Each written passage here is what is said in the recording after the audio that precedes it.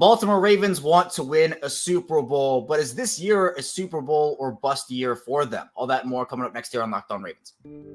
You are Locked On Ravens, your daily Baltimore Ravens podcast, part of the Locked On Podcast Network, your team every day.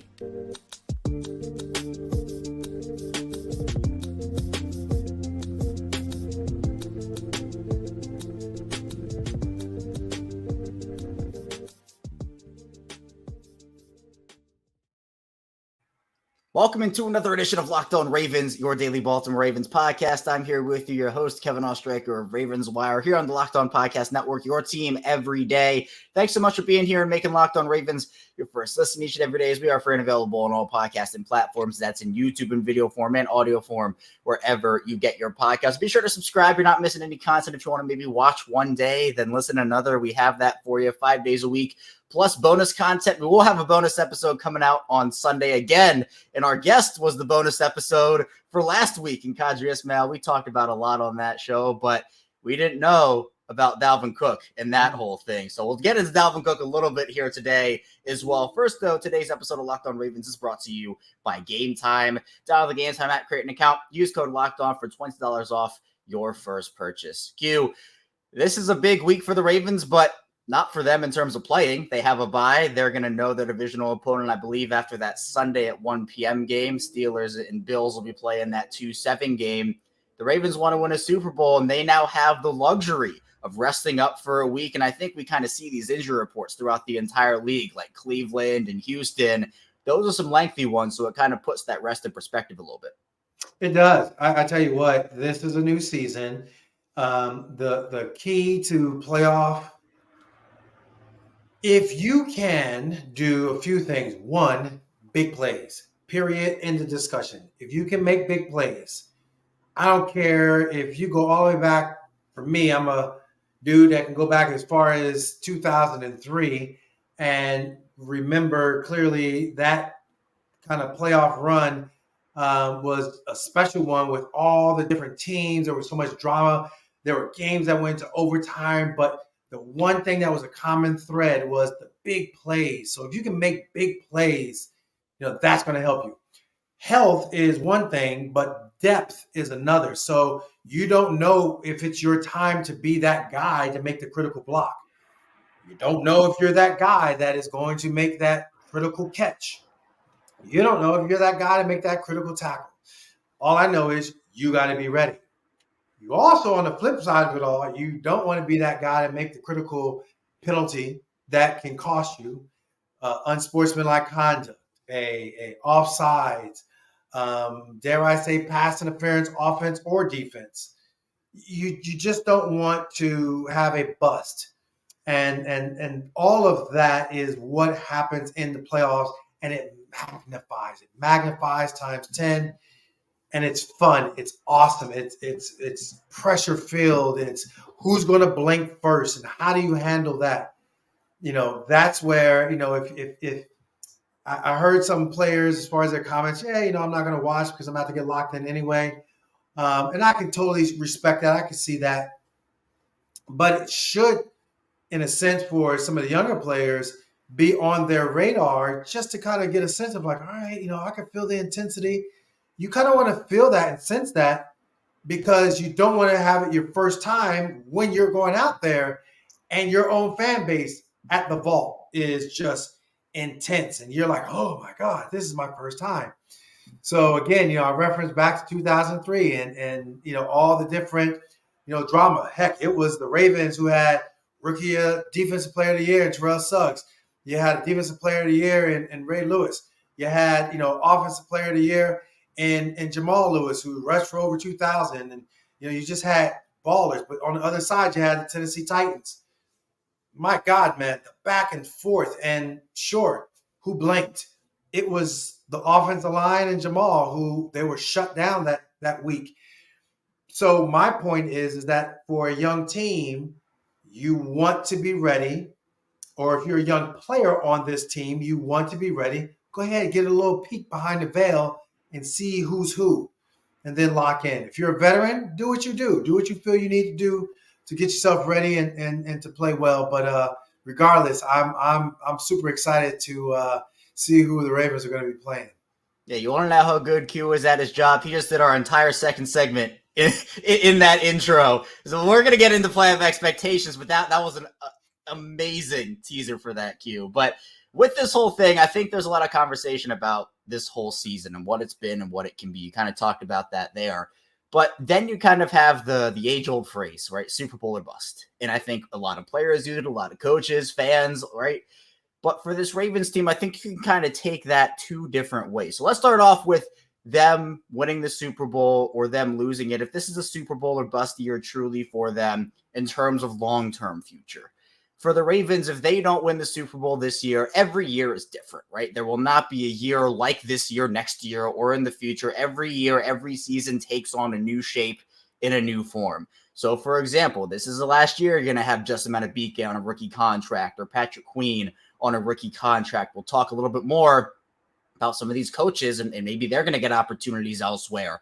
So from a pure talent perspective, do you think that, well, if the Ravens don't win the Super Bowl this year, there's no hope of getting back? Because for me, I look at it as you have Lamar Jackson. And as long as you have Lamar Jackson, you have a chance, in my opinion, because we've seen him take lesser rosters, honestly, to the playoffs. And did they get to the Super Bowl? No. But then there's the other worry about, let's look at the last two Super Bowl runner-ups. The Bengals, who they are not in the playoffs this year. They had a ton of injuries. The Eagles are in an absolute free fall right now. They might even make it out of wild card weekend. So what's your concern level where if the Ravens can't go all the way and they can't get the job done, that it is a pure Super Bowl or bust year? Yeah, I think the reason why this is a Super Bowl or bust year, it's the way in which this year started. You and I, we sat there and we had no idea, along as some of the other pundits, we had no idea what Lamar was going to do or not do. Or, you saw the drama with, Rashad Bateman and all that. But finally, it all comes together. Odell Beckham Jr., all those things. It's not that it isn't Super Bowl or bust, but it's Super Bowl or bust in that, I think if you see how the planning Stephen Bisciotti does things, this is our time. And the stage is set for them from a salary cap aspect of things, from that right mix of youth as well as veteran presence. You got a young quarterback. If you win the Super Bowl, now you can continue to establish and be in that Patrick Mahomes type of a realm where, he got another one with his boy gone in Tyreek Hill. But they also had Travis Kelce. They had Chris Jones on the other side, who was in his prime and in his presence of being who he needed to be defensively. So now, you look at this year, I'm not saying that Chief Kingdom isn't going to be disappointed because they ain't going to make it to the Super Bowl. But what I am saying is that they had a fun, kind of adventurous ride currently. And so, they win it. Boom. Man, Lamar going to change his number to number one. Everybody's going to be, toast to the town. And my goodness, we are going to brag. We're going to talk some smack to Pittsburgh and everybody else. Joe Flacco, man, love your brother. Go ahead back to retirement or whatever you want to do, but gotcha. It's one of those things where you can build on it, but the buzz part of it all, to your point, my God, man, that's a big one because you do have a lot of. Then everything becomes up in the air. Like, what does it look like to make this team not get burnt out like the Bengals, burnt out as we've seen the Bills, burnt out like we've seen teams that have been a constant in the playoffs but can't get over the hump. There's that slim chance of, like 2003, where Peyton Manning throwing 3 interceptions and looking bad against the Patriots, but then he comes roaring back with another phenomenal year. And eventually he goes on to win multiple Super Bowls. So it can happen. I don't, this is Lamar Jackson we're talking hallowed ground here with Lamar. As long as you got Lamar, you got a chance. And the way the structure of the rules of engagement are, you got yourself a chance, to continue to contend for Super Bowl titles. Yeah, this really feels like they've built up to it. I agree with what you said there, Q. It feels like these past couple of years, these past couple of failures, they now have the roster, the coaching staff to do it. But there's another element to Super Bowl or bust as well. So coming up in the second part of the show, we'll talk about the other side, the flip side of the actual phrase. Stay tuned for that. A lot to get to on the show.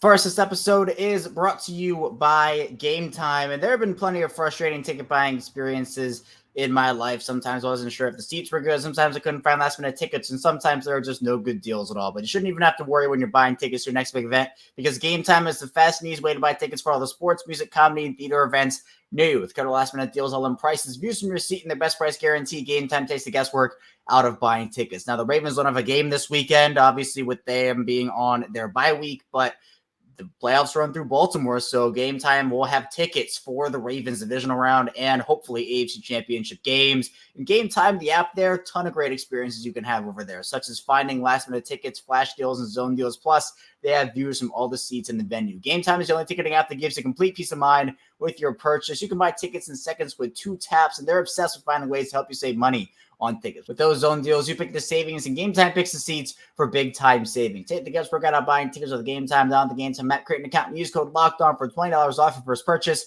Terms apply. Again, create an account, redeem code LOCKEDON, spelled LOCKEDON, for $20 off. Download Gametime's last-minute tickets, lowest price guarantee. We're back our second segment, Locked On Ravens. Kevin Ostreicher still here with Qadry Ismail and Q. The other side of Super Bowl or bust, and it kind of fits right into our second segment, is with expectations. Because I think for me, and we talked about our expectations before the season started, and I said, well, you know what? If they make the AFC Championship, it's a step in the right direction because they haven't been back there since 2012, 2013 when they won the Super Bowl.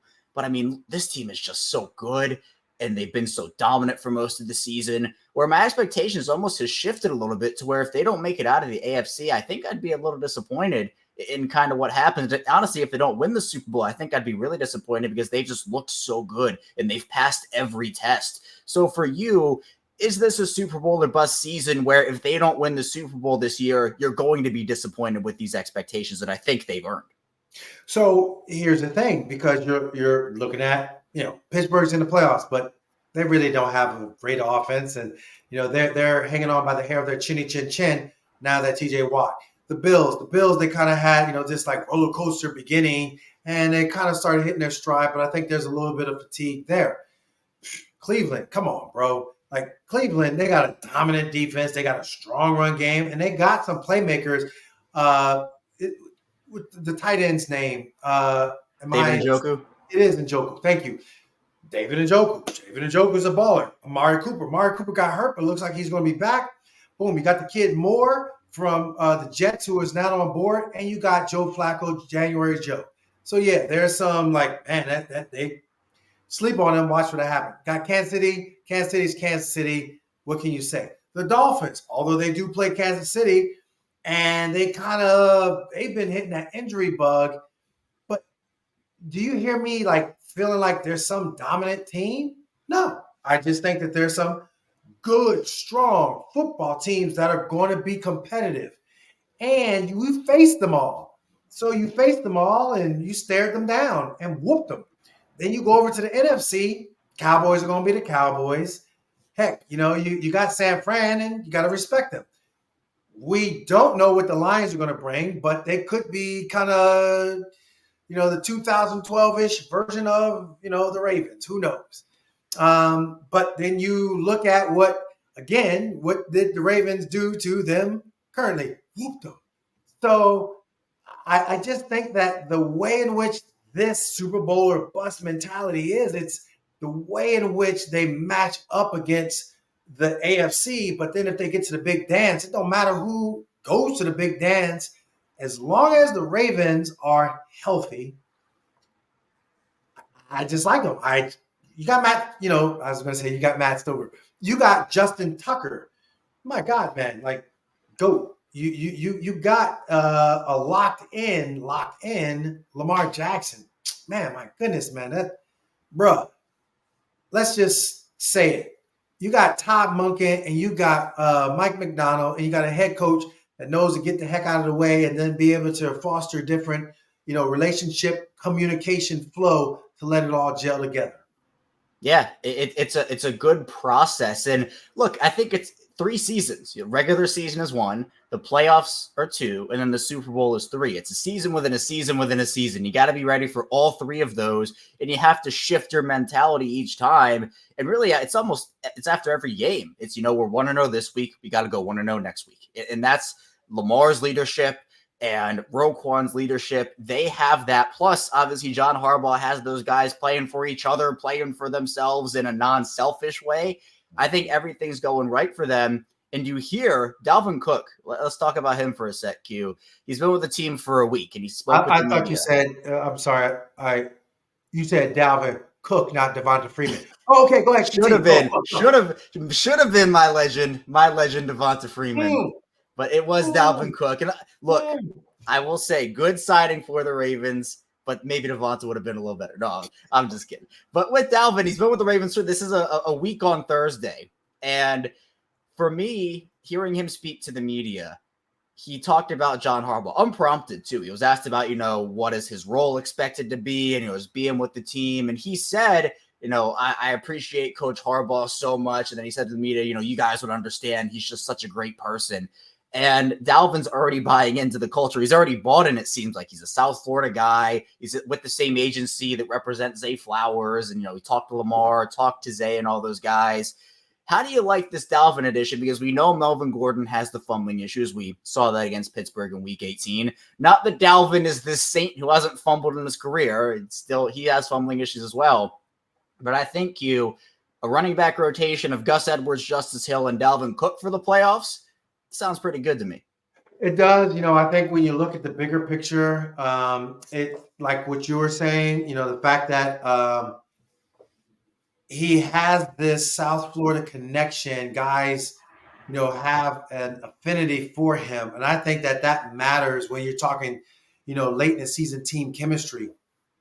We saw the one video that Marlon posted that went, Baltimore viral with the Baltimore Ravens reposting it as well of Dalvin, and he's in the equipment room, and they're looking at the helmet, and I think it was Marcus Williams and Marlon, and they were all just having a good time about the helmet, and I kind of was like, man, that's just so cool, because that's team bonding that you just don't get, and that's that little detail. Not like, man, who are you, man? Yo, bro, don't mess this up. Rather than like, yo, come on aboard. We need you. Hey, bro, you're going to do all right. Anything we can do to help you feel comfortable right at home, that's where, again, you can get in some extra work. Extra work, what do you mean? Well, he can get in some extra understanding or some extra opportunity to whether it be in the meeting room or whether it be out in a practice field. And that's inspiring. It's a long season. It's an arduous season. But he's a professional. He's been there, done that. Now it's about the chemistry. And I think that he has that feel and like, all right, brothers are solid brothers. Let's do this. Yeah, I think it was great. And again, it's reinforcements. It kind of feels like this is the final piece that maybe they needed here. And especially with that roster, there's a lot to like about it 100%. But I'm interested to see kind of where he fits in, because he's a good runner. The Jets had a terrible offensive line this year, and I think once Aaron Rodgers went down, they kind of just handed the keys of the offense to Breece Hall and Garrett Wilson, just kind of trying to establish what their future was. So there wasn't really a role for Dalvin, and I'm not expecting him to come in there, have 100 yards and 2 touchdowns every game, because that's not what they need him to do. I think it's a low-pressure role if there is one, and then you can work off of Gus, you can work off of Justice, and I think within the offense, I think everybody was so hung up, Q, when they first hired Todd Monken about, they're going to go and they're going to throw the ball 40 times a game and they're just going to stop doing. The whole point was you want to keep what Greg Roman did in the run game, but you just want to evolve the passing game. I know we talked about that at length before the season started. And this is the number 2 rushing offense in the NFL. Add a guy. Honestly, it's kind of like fresh legs for Dalvin a little bit. This was his worst statistical season since his rookie year. In fact, his numbers this year were worse, but it's a matter of circumstance. You're not scared of Zach Wilson if you're facing up against that Jets team. You're terrified of Lamar if you're facing up against that Ravens offense. And I think with working off of Lamar and working off of all those guys, I think is going to be a match made in heaven there. Coming up, though, we're going to talk a bit about the coach and player mindset for the playoffs and also get into who the Ravens will play in the divisional round, at least who we think they're going to play. Stay tuned for that. Lots to get to on the show. First, this show is sponsored by Jase Medical. And I know we come to sports to escape from some of the crazy realities of real life, but can we just talk for a minute about preparing for real life? According to the FDA, pharmacies are running out of antibiotics like amoxicillin right in the middle of the worst flu season in over a decade. That's pretty scary. And I can imagine more helpless feeling than if someone I cared about got sick with a supply chain issue that kept them from life-saving medication that they needed. Thankfully, it'll be okay, though, because of Jase Medical. Jase Case is a pack of 5 different antibiotics to treat long lists of bacterial infections and illnesses like UTIs, respiratory infections, sinusitis, skin infections, among others. This stuff could happen to any of us. Visit jasemedical.com and complete your physician encounter. It'll be reviewed by a board-certified physician, and your medication will be dispensed by a licensed pharmacy at a fraction of the regular cost. It's never more important to be prepared than today. Go to jasemedical.com and use offer code LOCKEDON to get $20 off your order. We're back rounding out Locked On Ravens. Kevin Ostraker rounding out the show with Qadry Ismail and Q. It's different. We've talked about the season within the season for the playoffs and how you got to kind of shift that mentality. Now, you know a thing or two about playing in the NFL playoffs, maybe just one or two things here or there. How would you kind of explain what that mentality shift is? You kind of talked about it in your opening, but in a more detailed explanation of just kind of what that mentality shift is, because I do think there has to be just, the regular season is done. We're on to new things now. The energy shift is phenomenal. Like the energy in your city, the energy in the opposing team city. If you're flying away, clearly we're the number one seed, so it's a home game. It then becomes, again, like kickoff is like, oh, first drive of the game, oh. Okay, special teams. Oh, and you might think I'm exaggerating, but I'm not. This is like, man, sure. Yes, it's like this crispness in the air. It's this heavy burden of like perfection. It's this like raw hitting. It's everything under a fine-tooth comb. And how do you handle it? Like, are you the guy that's going to be the guy? Or are you a guy that has high expectations, a la Peyton Manning 2003, going up against Tom Brady and company? And the rules of that day were changed forever as far as the rules now with receiver play. But he threw 3 interceptions, and he was putting his head between his tail and on his way home. And another guy advances. That's how it is.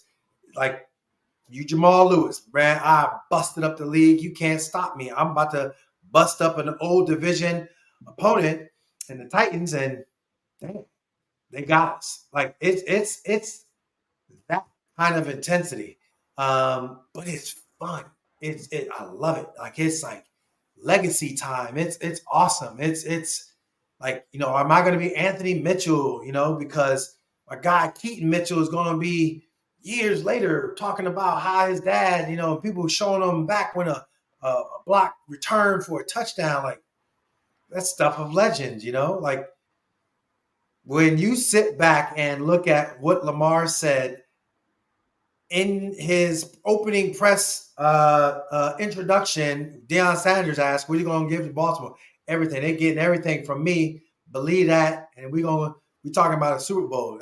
Believe that. So that's the specifics. Now, crowd noise, hearing a nuanced play, making coaches. So you see, guys, are you going to make an adjustment because I'm so used to doing this favorite thing? Are you going to be able to make the adjustment? Are you going to be able to make the contested catch?